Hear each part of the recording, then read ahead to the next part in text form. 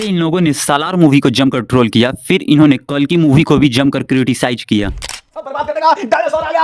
आदि पुरुष देने के बाद छपरियों के सुप्रीम लीडर सुल्तान ए छपरी प्रभास अन्ना एक बार फिर आ गए हैं। हिपोक्रेसी की भी सीमा होती है। और क्या कभी आपने नोटिस किया है, जब कोई भी मूवी कुछ नया ट्राई करती है, कोई भी स्टार अपने कैरियर के पीक में कुछ नया ट्राई करने की कोशिश करता है, तो सोशल मीडिया पर कुछ ऐसे लोग हैं जो उसके ट्रेलर या फर्स्ट लुक से ही पूरी मूवी को जज कर लेते हैं, उस मूवी को लेकर हेटिंग और ट्रोलिंग चालू कर देते हैं। और अगर उस फिल्म के लीड में प्रभास हो तो समझ लो बस ट्रोलिंग ही नहीं बल्कि यूट्यूब पर एक नेगेटिव कैंपेन भी चलाई जाएगी। मैं इसलिए बोल रहा हूँ क्योंकि 29 दिसंबर को जब राजा साहब का ट्रेलर 2.0 रिलीज होता है तो यूट्यूब पर कुछ ऐसे लोग भी हैं जो इसके ट्रेलर का नेगेटिव रिव्यू करते हैं। ट्रेलर अच्छा नहीं है, ये प्रभास के कैरियर की सबसे डिजास्टर मूवी होगी। का कहना है कि इसका वीएफएक्स अच्छा नहीं है, प्रभास को जोकर क्यों बना दिया, किसी को तो इसकी स्टोरी ही कॉम्प्लिकेटेड लग रही है। बट इन्हें प्रॉब्लम ना ही मूवी से है, ना ही इसके वीएफएक्स से और ना ही फिल्म की स्टोरी से। प्रॉब्लम फिल्म के लीड स्टार से है जो है प्रभास। ऐसा इसलिए है क्योंकि प्रभास की फ्लॉप से भी फ्लॉप फिल्में हिंदी बेल्ट से 150 करोड़ का कलेक्शन आसानी से कर लेती हैं। अब जरा सोच के देखो, जब कोई स्टार बिना बॉलीवुड के होते हुए भी बॉलीवुड से इतना कलेक्शन कर लेता है, जलन तो होगी ही। यही जलन धीरे धीरे नेगेटिव बन जाती है। अब जैसे इन कुछ महानुभाव यूट्यूबर्स को ही देख लो। माय गॉड, प्रभास का एवेंजर्स डूम्सडे से कनेक्शन प्रूव हो गया।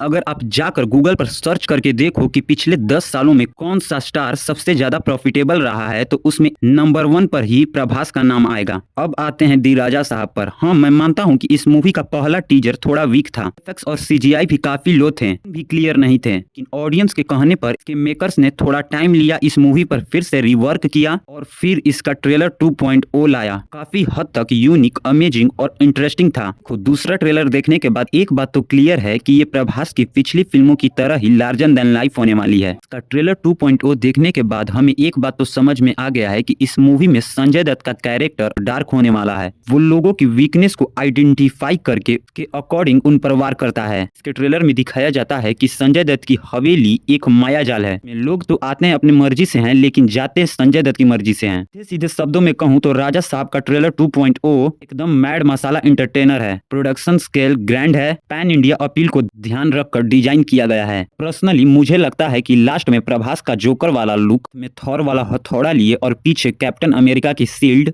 इस सीन को मेकर्स ने जानबूझकर ट्रेलर में डाला है क्योंकि ये सीन मूवी में काफी ज्यादा इंटरेस्टिंग होने वाला है। तो क्या ये एक हॉरर कॉमेडी है या मल्टी डार्क फैंटेसी? शायद ये कंफ्यूजन मेकर्स ने जानबूझकर रखा है क्योंकि आज के टाइम में अगर आप सब कुछ ट्रेलर में बता दोगे तो थिएटर्स के लिए क्या बचेगा। बट भाई ये सीन किसी को एवेंजर डूम्सडे से कनेक्शन लगता है। क्या बोला तूने?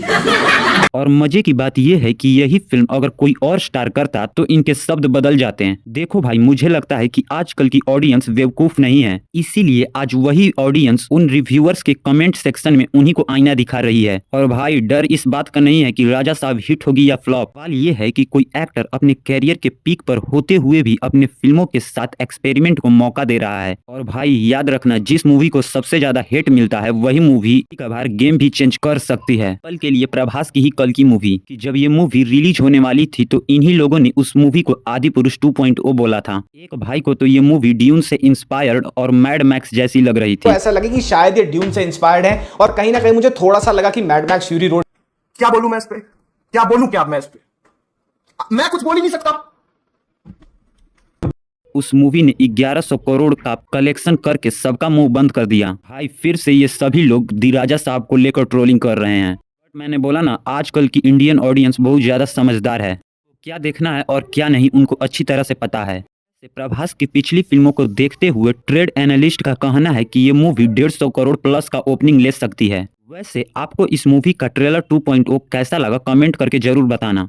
अगर ये वीडियो पसंद आई हो तो जरूर लाइक करना। मिलते हैं अपने अगले वीडियो।